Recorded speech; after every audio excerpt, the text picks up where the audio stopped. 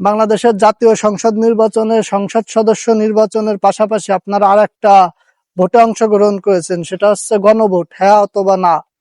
এই ভোটে হ্যাঁ জয়যুক্ত হয়েছে। তো আমরা অনেকেই প্রবাস থেকে জানি না, বা দেশেও অনেক ভাই ব্রাদার আছে জানে না, যারা যে আসলে গণভোটে হ্যাঁ জয়যুক্ত হওয়ার ফলে আপনারা বা আমরা দেশবাসী কি সুফল ভোগ করতে যাচ্ছি। তো এই বিষয়ে আমি যতটুকু জানছি আপনাদের সাথে একটু শেয়ার করি। ভিডিওটা দেখলে আসলে আপনারা ক্লিয়ার হয়ে যাবেন যে আসলে গণভোটে হ্যাঁ জয়যুক্ত হওয়ার ফলে বাংলাদেশে আসলে নতুন কি কি আইন বাস্তবায়ন হতে যাচ্ছে। তো প্রথমত রাষ্ট্র কাঠামো এবং রাষ্ট্রের যে ক্ষমতা তার ভারসাম্য আসবে। আপনার একটা প্রধানমন্ত্রী 2 বারের বেশি ক্ষমতায় থাকতে পারবে না। আপনার একটা প্রধানমন্ত্রী 10 বছর থাকতে পারবে, এরপর সে যত জনপ্রিয়ই হোক সরে যেতে হবে, আর থাকতে পারবে না। দ্বিতীয়ত দ্বিকক্ষ বিশিষ্ট আইনসভা প্রবর্তিত হবে। এর মাধ্যমে 300 আসনের নিম্ন কক্ষ তো থাকবেই, এর পাশাপাশি 100 আসনের উচ্চ কক্ষ থাকবে।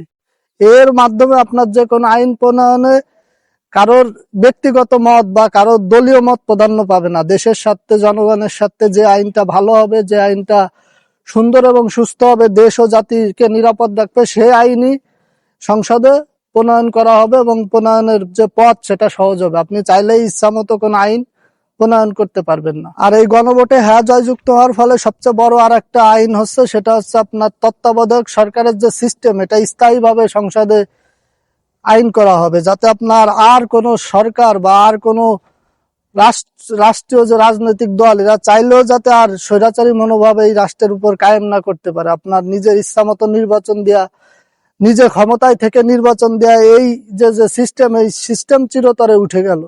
এখন তত্ত্বাবধায়ক সরকারের অধীনে প্রত্যেকটা নির্বাচন পরিচালিত হবে এবং এটা স্থায়ীভাবে হবে। এটা আর কেউ কোনোদিন পরিবর্তন করতে পারবে না। গণভোটে হ্যাঁ জয়যুক্ত হওয়ার কারণে আগে বাংলাদেশের রাষ্ট্রপতি চাইলেই যে কোনো দণ্ডপ্রাপ্ত আসামিকে চাইলেই ক্ষমা করতে পারত।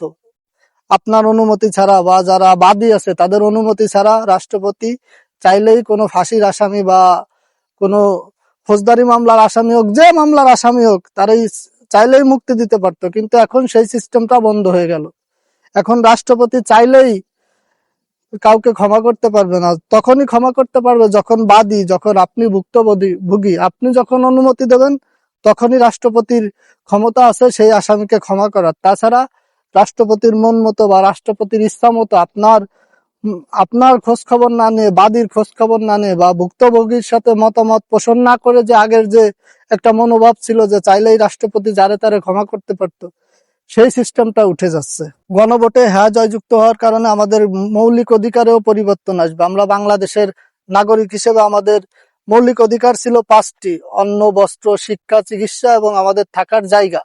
এর পাশাপাশি এখন আমাদের বাংলাদেশ সরকারকে এটা নিশ্চিত করতে হবে আমাদের নিরবিচ্ছিন্ন ইন্টারনেট সেবা। আগে দেখছেন যে হাসিনা আমলের যে স্বৈরাচারী আমলে যে আন্দোলনের সময় ইচ্ছা মতো ইন্টারনেট বন্ধ করতো এবং ইন্টারনেট যখন ইচ্ছা তখন ছাড়তো, যখন ইচ্ছা তখন বন্ধ করতো। এটা আর বাংলাদেশে হবে না। এটা বাংলাদেশের মৌলিক অধিকার হিসেবে বাংলাদেশের সরকারকে নিশ্চিত করতে হবে। এর পাশাপাশি ব্যক্তিগত তথ্য এর যে নিরাপত্তা, এই নিরাপত্তা বাংলাদেশ সরকারকে দিতে হবে। এইগুলো আপনার আমার মৌলিক অধিকারের ভিতরে যুক্ত হলো।